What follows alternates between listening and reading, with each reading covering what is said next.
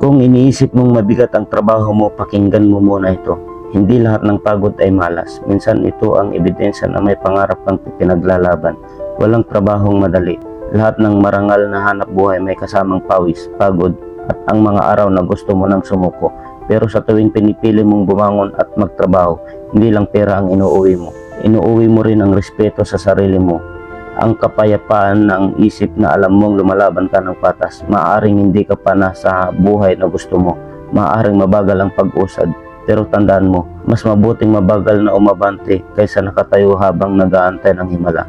Darating ang araw na lilingon ka sa lahat ng pagod, pinagdaanan mo, at masasabi mong buti na lang hindi ako sumuko. Kaya kung napapagod ka ngayon, huwag mong isipin na talo ka. Isipin mong bawat patak ng pawis ay isang hakbang papalapit sa pangarap mo. Patuloy ka lang. Hindi man madali ang laban, pero bawat marangal na paghihirap ay may kantimpalang nag-aantay. At tandaan mo, ang pangarap ay naaabot ng paghihintay.